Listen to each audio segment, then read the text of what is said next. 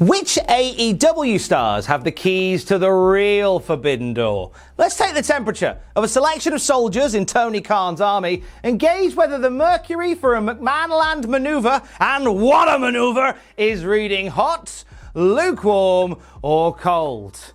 Now, one who is certainly raising the temperature at the moment in AEW is the reigning TBS champion, Jade Cargill. There's been an element of learning on the job for Jade Cargill, who was training in the Nightmare Factory during the pandemic. But there's no denying that there is an aura that emanates, even in the early days of Jade's journey. Cargill has had Titan Towers overtures already since her WWE tryout back in 2019, and reportedly a few more since then. On this scale and many others, Jade Cargill is hot to rock up on Raw or show up on SmackDown down the line. Despite the rock-hard abs, the top baddie is a malleable moneymaker for McMahon's ministry. Now, a few who have frequented said ministry before will be popping up on this list too, such as Jon Moxley. Now, you may think it's a wild thing to suggest that the artist formerly known as Dean Ambrose would consider for even a second breaking back into the jail he so artistically broke out of back in 2019. Moxley's ride in AEW has seen him reach the highest highs as battling, history-making AEW champion to the lowest of lows, with personal demons leading him away for a while. But now back, healthier than ever, and aligned with the Blackpool Combat Club, he's looking to make further in-ring illuminations. However, the pull of a potential reunion with some other brothers in arms, be it at odds, onside, or entering a famous hall of sorts, might convince Ambrose to Ambrise again. For that, Jon Moxley is lukewarm on our temperature scale. It'll take special creative and a big bag of money to shift this paradigm, but it's certainly not unshiftable. Another former AEW champion that could ride off into the All Elite sunset and mosey on into a Stamford saloon is Hangman Adam Page. Maybe. Everybody's favourite anxious millennial cowboy has had one of the richest, most nuanced stories in AEW history as he found his confidence against former friend Kenny Omega and found gold in the process. At time of recording, Page is heading for a date with CM Punk, somebody who knows the other side of the fence all too well. The temperature is reading, however, cold for Adam Page's future on that side of said fence. Despite being kidnapped by WWE for being the elite, there's not been a whole lot of chatter from East Side about Page, nor vice versa. The direction WWE is moving in there seems to be a little far for anything that Adam Page could do. Certainly, there would be little love for any McMahon-machinated cowboy Shida is an interesting name here. She's just been pulled out from the Owen Hart tournament at time of recording, and is one of those that, despite the lengthy run as AEW Women's Champion in the year prior, and a belter of a Philly street fight against Serena Deeb the other week, she just kind of lost her way a little bit through no fault of her own. Hikaru Shida is actually lukewarm on our scale. Now, whilst I wouldn't expect WWE to push Shida onto the main roster, the idea of somebody well versed in wrestling and acting on NXT 2.0 would be something they'd see value in. A goodwill ambassador for Japanese promotions, as well as a good hand to work with other women in the division. Could she do more? Absolutely she could. But knowing WWE, this is what I would see her going there to do. And I see it quite likely that she could do that. A slightly different story with the current AEW Women's Champion, Thunderosa, though. Rosa has carved a path of her very own in the past few years, from steamrolling her way to the NWA Women's World Championship to being an undeniable AEW Women's title holder. She has said on multiple occasions that she is pushing to make the women's scene more visible. She's the mind behind Mission Pro Wrestling, a women's promotion run and staffed entirely by women. Tijuana's daughter is reading hot on the thermometer, a marketable Mexican star, something that WWE have been very hit and miss with over the years, with a lot of character traits that WWE would definitely welcome. Despite comments about Brock Lesnar's Mexican turn from a few years ago, maybe even in some way inspired by those comments, I can see WWE sitting down with Thunderosa to eat tacos and talk turkey at some point. Incidentally, WWE should also make Thunderosa's taco series on YouTube a network series, like Table for Three, but spicier. Book it, you cowards. Right, as we move on, we took former guys from that side of the world. Look in my eyes. What do you see? CM Punk back in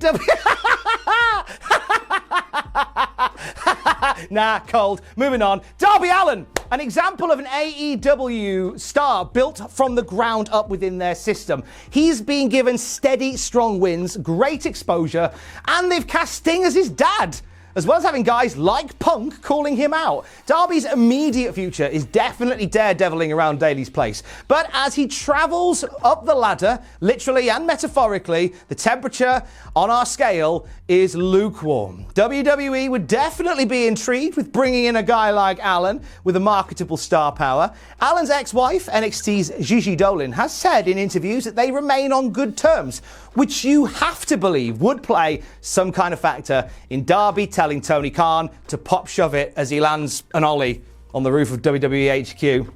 Just keep he and Cora Jade apart, though, just in case they get into another verbal skate-off of sorts. Let's move along to somebody who knows the Stamford skate park inside and out and could consider a career 180 sometime soon. Talking about Chris Jericho. Currently, Jericho's stable is an homage to what he left behind, the sport of sports entertainment. This is the latest reimagination from the imagination of Jericho, who has had almost as many rebirths as he's had during his decade plus in the E-Machine as part of AEW. Chris's Mercury is reading hot right now. He's already proved that the Forbidden Door is a revolving one for him, having appeared on WWE TV whilst working for New Japan Pro Wrestling and whilst working for AEW. If the time was right and the idea was bright, you have to believe that the Wizard would happily use a teleportation spell. To fathom a founding father flying from AEW felt fallacious until recently when Cody's road led him to WrestleMania. So bringing up the Young Bucks here doesn't seem as unusual as it once would. Matt and Nick Jackson have gone on record saying that WWE approached them with big bags of money before All Elite Wrestling got its motors running, hoping to stop the revolution before it started. So saying no to a guaranteed million between them must have been tough. But when you consider how much their asking price could be now, it's not such a hard pill to swallow. Bucks are lukewarm on the scale, which may surprise some. You see, watching Cody's recent successes on that side must get the mental cogs turning. Despite the alleged EVP ructions before he left, having done everything so quickly in AEW's tag team ranks, one would wonder if, now the company can survive without its figureheads, whether their heads would turn to sports entertaining with the likes of the Usos, the Street Profits, or RK Bro. Something which, even now, WWE would be party to discuss.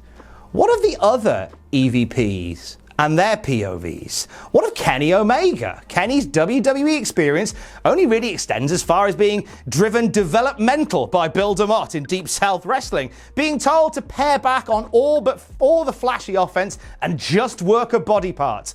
The body part Omega worked was his legs, as he walked from there and eventually made his way to New Japan Pro Wrestling, where he was catching all of Dave Meltzer's stars. He's put on a litany of bangers in AEW too, and is the man who really greased up that Forbidden Door when he held gold across 3 different promotions. Despite this, the most forbidden door of all, he has yet to grip the handle of, which is just as well as he may get frostbite from it, because Kenny is cold on our thermometer today. Kenny's skill in-ring and presence out of it is without question. But some of the major qualities WWE seek in sports entertainers, they may find hard to harvest with the best bout machine. Whilst an offer was made for Kenny, along with the Bucks, to become WWE guys back in the pre-AEW days, I doubt a similar offer would be extended now. If Kenny is to make a quantum leap from TK's multiverse, it would probably be more for the Secret Wars in New Japan. From EVPs to DMDs, let's sink our teeth into the prospects of Dr. Britt Baker, another one of AEW's homegrown talents, who became the undeniable queen of Britsburg and AEW when she defeated Hikaru Shida for the Women's Championship. Now ready to chase again, Baker is a strong presence in the AEW ranks, strong enough for WWE to upload a squash match featuring Britt Baker getting battered by Nia Jax on the same night that she became the AEW Women's Champion. I see you, WWE social media department, you petty buggers. Baker is on WWE's radar without a doubt, but she is cold on the thermometer. Baker's got a bright future still in All Elite Wrestling, and with her husband Adam Cole, baby, finally working in the same office, it would take something mountain moving to make the malign molar master migrate.